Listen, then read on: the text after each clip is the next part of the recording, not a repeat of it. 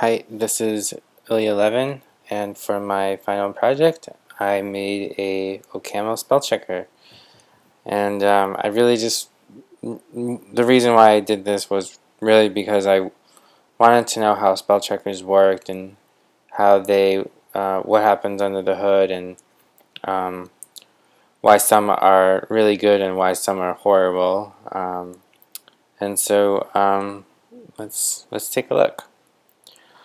So just to give you an overview, I'm going to talk about how spell checkers actually do work, and um, the two algorithms I implemented for my project is the edit distance algorithm and the Editex algorithm.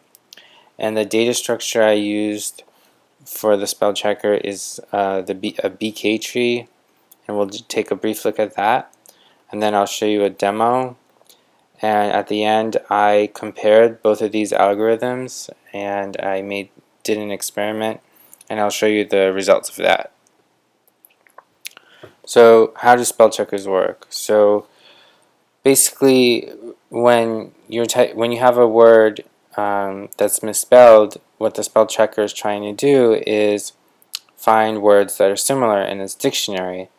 And in order to do that, it needs a way to compare words.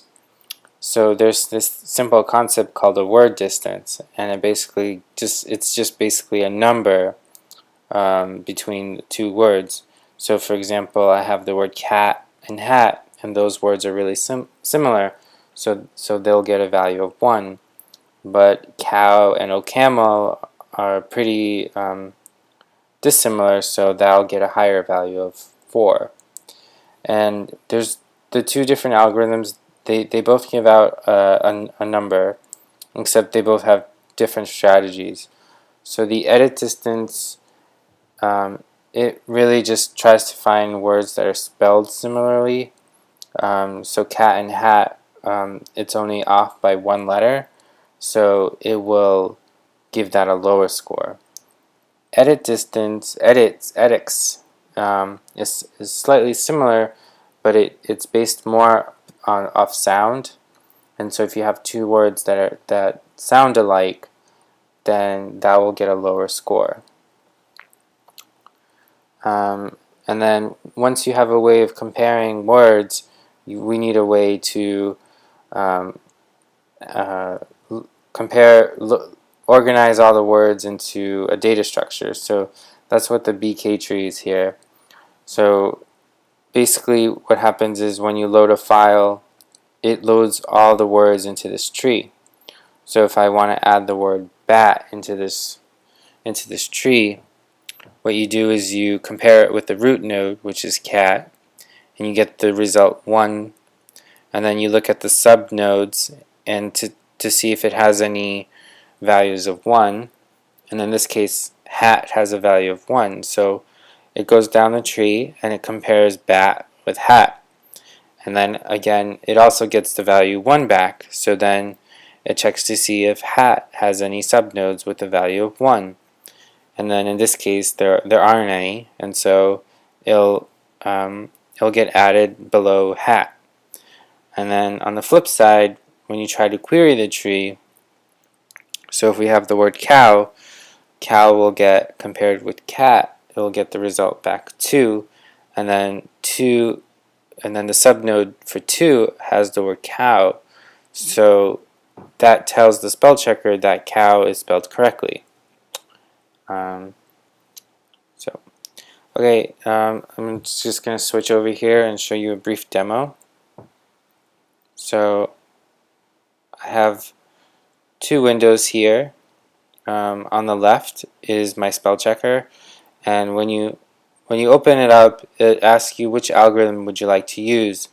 So in the left window, I said I'd like to use the edit distance, and so if I misspell fur with FIR instead of FUR, it's going to search through the tree and find all the words that are similar to fur. And so the first result here is actually correct. FUR is the correct spelling. And it also gives you a bunch of other options that might fit the threshold that I set. And then in this window I have the Editex, and I'm going to type in the same misspelling here. Okay, and it also has the word fur in it, but it also gives you some other options here that sound similar, like for or fill. And so that's pretty much the demo here. The other options here I have is edit distance performance and edX performance, and that's the experiment I tried to run, and I'll go over that right now. So let's just, okay. So I wanted a way to basically compare a bunch of misspellings and see which algorithm gave the best results back. So I found this data set on Wiki that has it has 4,000 misspellings, and right next to each misspelling is the correct spelling of the word. And so I ran all the words through the spell checker, and then if the result was correct, then that test basically passed.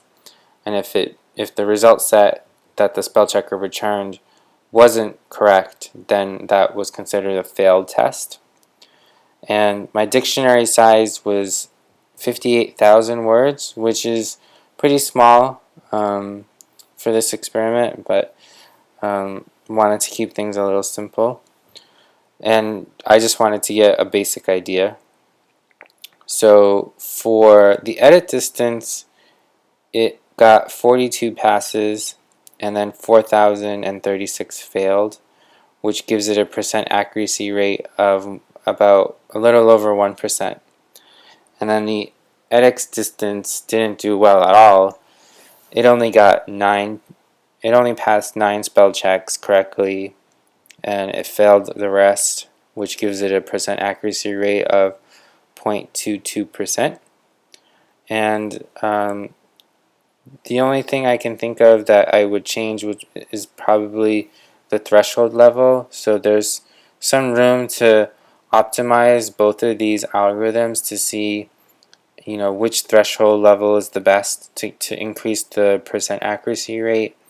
One thing that's difficult is that the edX distance is really slow, and so it's difficult to run a lot of these tests. So other than that, the OCAML spell checker rocks, and I learned a ton, especially with data structures and software engineering and how to modularize the code base. It was definitely an awesome project, and hope this video helped you explain how spell checking works. Great, thanks.